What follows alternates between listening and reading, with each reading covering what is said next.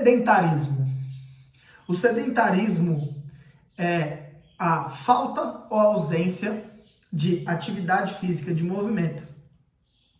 A OMS, Organização Mundial da Saúde, define o sedentarismo como menos de 150 minutos de atividade por semana, né?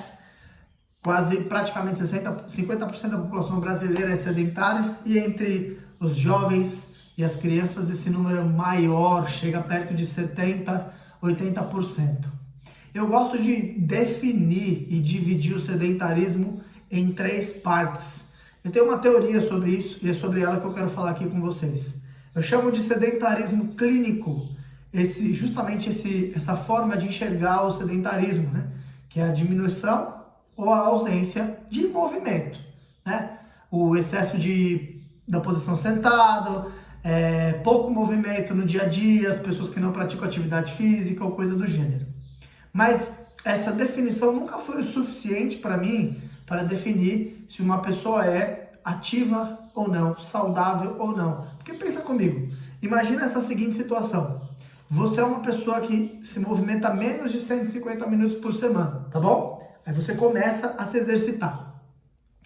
E aí a forma com que você se exercita é, você vai para academia, vai de carro, sobe de elevador, passa num circuito de alguns aparelhos, divide esses aparelhos entre mexer no celular e tudo mais, volta para casa, desce de elevador, volta para casa no seu carro, e aí vai para sua jornada de trabalho de 6, 8, 10 horas sentado. Será que isso é um estilo de vida ativo mesmo? O Dr. Daniel Lieberman, né, chefe do Laboratório de Biologia Evolutiva de Harvard, traz alguns estudos no livro dele, né, que chama O Corpo Humano, aonde ele mostra que pessoas que treinam 1 hora por dia, mas têm esse estilo de vida sedentário, têm quase que os mesmos riscos de desenvolver doenças crônicas, que ele chama de doenças de desajuste, do que pessoas que não se movimentam. E pensando de uma forma prática, você achar que 1 hora do seu dia, que representa 4% de um dia de 24 horas, vai resolver a sua vida, é ingenuidade, né? Então, eu chamo esse sedentarismo, que é o fundo do poço do sedentarismo, o sedentarismo clínico. É onde a pessoa sabe que mais cedo ou mais tarde os problemas vão acontecer, ou ela já está vivendo algumas doenças e problemas crônicos de saúde. E tem outras 2 formas de sedentarismo que eu quero compartilhar aqui com você. A segunda eu chamo de sedentarismo moderno. E o que é o sedentarismo moderno? É justamente esse sedentarismo travestido de saudável. É aquela pessoa que treina 1 hora por dia, mas é aquele treino sedentário que a pessoa mal se move, só senta em máquinas e tudo mais. Eu não tenho nada contra máquinas, tá, gente? Mas a gente está indo cada vez mais para atividade física sedentária. Olha que coisa maluca. São aquelas pessoas que se movem um pouquinho por dia e acham que isso é o suficiente para resolver a vida delas. É aquele peladeiro de fim de semana, esse tipo de coisa. Essas pessoas, o perigo é ela acha que é saudável. E pelo fato dela achar que ela é saudável, ela vai tomar menos cuidado com a saúde dela. E aí o problema é que às vezes ela descobrem doenças e certos problemas com já um certo nível de avanço, pelo fato dela achar que se exercitar um pouquinho por dia já é o suficiente para ela ser saudável. E o que eu quero que você entenda aqui já de antemão? Treinar um pouquinho por dia é importante? É importantíssimo, mas ter um estilo de vida saudável é igualmente importante.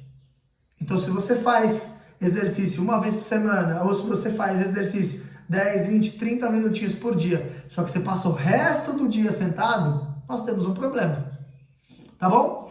Então, o sedentarismo moderno é justamente aquelas pessoas que começam a treinar, mas o estilo de vida delas, elas passam o dia inteiro aqui sentado mexendo no computador, se movimentam muito pouco, tem pouca ação ao longo do dia. A gente sabe hoje, através de vários estudos, que para vários objetivos como emagrecimento, né, o quanto você se movimenta no seu dia, né, quanto você gasta de energia com atividades não regulares, né, com o movimento do dia a dia, é tão importante quanto o treino. E o terceiro pilar, né, o terceiro tipo de sedentarismo é o sedentarismo mental. esse é um pouco mais profundo e acomete mais gente, né? Qual que é a ideia do sedentarismo mental? Não sei se vocês sabem, mas no nosso intestino tem neurônios, né? Tem gente que fala que o nosso intestino é o nosso segundo cérebro. O intestino existe antes do cérebro, então ele é o primeiro cérebro, né? E esses neurônios, eles conversam com os neurônios do nosso cérebro. E algumas linhas de pesquisa mostram que quando a gente se alimenta mal e se movimenta pouco, a gente cria um terreno, né, para gerar inflamação no nosso intestino. Essa inflamação, ela pode inibir essa comunicação entre o cérebro e o intestino e também atrapalhar uma coisa que chama neuroplasticidade, que é onde o seu cérebro cria novos caminhos neurais e aprende coisas novas. Então, de uma forma carinhosa, eu estou querendo dizer que quando você está com o corpo inflamado, você, além de perder poder de tomada de decisão, por isso que é mais difícil você resistir a um hambúrguer, por exemplo, quando você está envolto a esse processo de comer coisas que te inflamam, tá? Você perde o poder de tomada de decisão, sua força de vontade fica prejudicada e, além disso, atrapalha seu processo cognitivo. De uma forma carinhosa, você fica burro. Então, nós temos esses três... a teoria que eu desenvolvi é justamente olhar